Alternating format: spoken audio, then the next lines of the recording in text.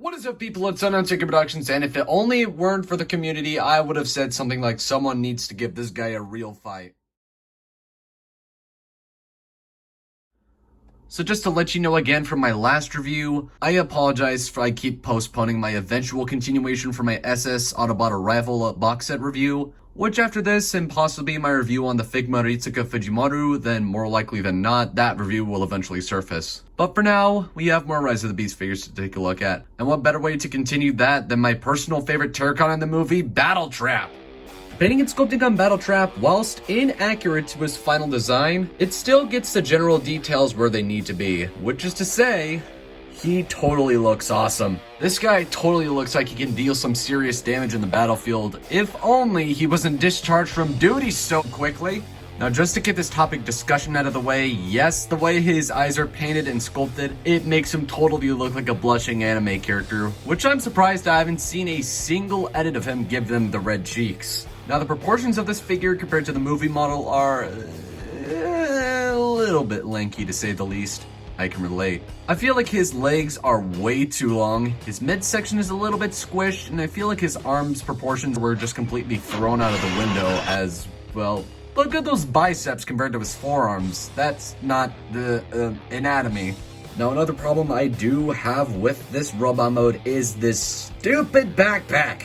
I can actually justify the backpack itself, well, that's just me personally, since how else is he supposed to support the front of his upper body without a counterweight? The actual problem with the backpack is that it does not like to stay tabbed in under any circumstances. I'm not sure if you're going to be able to see, but there are two very small tabs that go into the back of his shoulders, but I feel like there may have been a slight miscalculation with the measurements because they don't perfectly align with the tabs 100% of the time. And one final thing to mention before I move on to his accessories is the clear plastic hinge on the inside of the truck cab. Now, I'm not going to worry about the backpack or the truck cab breaking since it's opaque plastic with a clear orange insert, thank God, but the hinge has already gotten a stress mark that you probably won't be able to see. Another thing to take into account is the engineering, which requires you to have to slightly flex the plastic, which absolutely does not help with my worries about the hinge cracking. Now, even though this figure is undeniably riddled with flaws in terms of the engineering and a little bit of quality control, I still really like Battletrap here.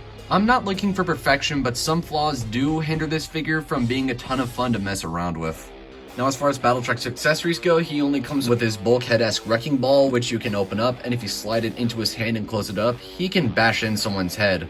Or, you know. If you also wanted to, you could also use the tow hitch on the back of his arm to sort of act as his flail, which he actually used in the movie, and I don't ever recall seeing Battletrap ever use his mace like this in the film.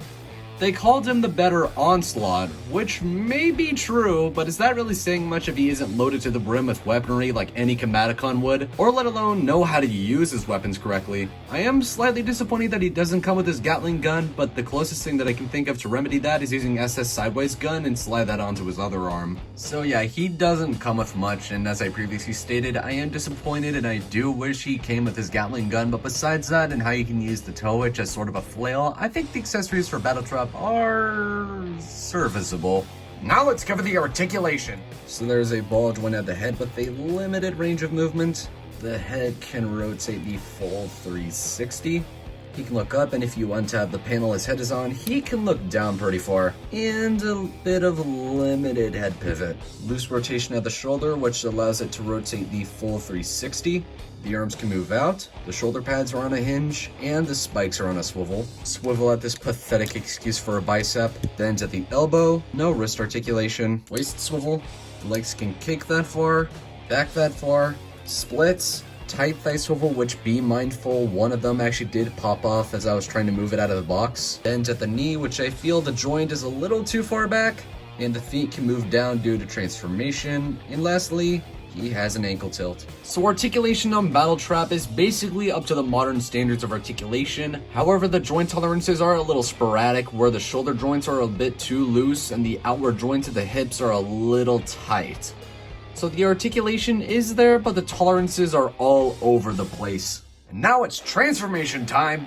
The transformation on Battletrap is a bit of a cluster, but it's really not to a frustrating degree. And 1994 GMC C7000 tow truck mode is also a little all over the place. The hands are visible, the feet are visible, the cab doesn't always like to stay tabbed in, and the proportions I feel are a little bit squished. That might be only me who feels like that this is a little bit shorter than it should be, but I guess it would have resulted in even longer legs, and I think we know how that would look. Although the tow truck mode isn't all that bad, I mean, isn't that a direct homage to Bernie Mac from the best Transformers movie of all time?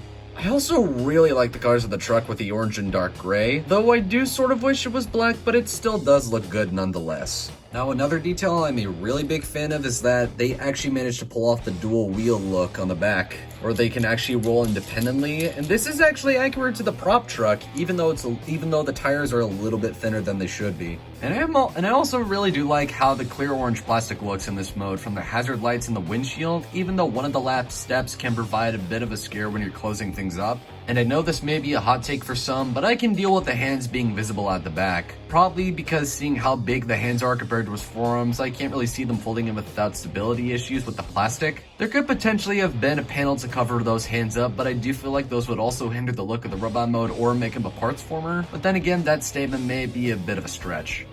The feet I can't really see hiding anywhere else due to their engineering, but at first I really didn't like that bit. And I've heard from other reviewers like that toy guy that the tow hitch doesn't like to stay together all the time, but on mine at least it actually tabs together rather well. But if yours doesn't like to tab in, you can store the wrecking ball in the tow hitch, and in a way you can recreate the chase scene with RC and Wheeljack. In general, the tow truck mode is nowhere near perfect, but as I said before, that's not what I'm looking for in mainline such as Studio Series or any other Transformers mainline. I'd save those slots for things like NPM and the Masterpiece line, which Bone Crusher is looking pretty sweet. But now let's get Battletrap into robot mode, and I'm pretty sure you know the drill by now. Now it's time for size comparisons, and Battletrap is a bit of a tall, lanky dude. Here's Studio Series Battletrap compared next to the Figma Kyoko Sakura and Sayaka Miki, Figma Saber 2.0, Studio Series Dark of the Moon Shockwave, SH Monster X Bio Goji, NPM Barricade, New Age Mista, my last review Studio Series RC and Freezer, Studio Series Optimus Prime, Kingdom Optimus Primal, his fellow Fembot Terracon Nightbird, and the superior GMC Studio Series Ironhide.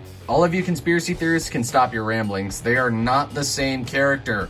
As far as the box goes, you get some pretty sweet character art of Battletrap, Studio Series 99, Terracon Battletrap, officially licensed Hasbro and Takara product. On this side, you get an image of Battletrap, plastic and fake packaging, and of course authentic Transformers. On the other side, Studio Series 99 with an image of Battletrap, 5 different languages of Voyager class. On the top, Transformers Rise of the Beasts. On the bottom, U6s and barcodes.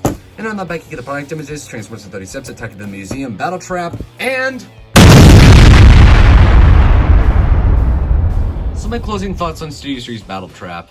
I do slightly have mixed feelings about this figure, but in my opinion the positives do slightly outweigh the negatives. Generally though, he is definitely riddled with several flaws, but when is any action figure not? So Battletrap is far from perfect, but he is not a bad figure. Of course, we are all entitled to our own opinions, and this video is of course my view of this guy. Now where can you purchase this guy, and the cash to drop for it? This figure is being sold on Amazon and the Hasbro shop, however, everywhere else I've seen he's unfortunately out of stock, and the prices do vary from $35 up to a ridiculous $139, which he is definitely not worth over $100. But if you can find this guy for $35, $40 max, then I would recommend him. But even then, it's more up to you to determine what you're willing to pay for it. So that officially concludes my review on the Transformers Studio Series Rise of the Beasts Battletrap, and as always, I'll see you all in my next video. Peace out!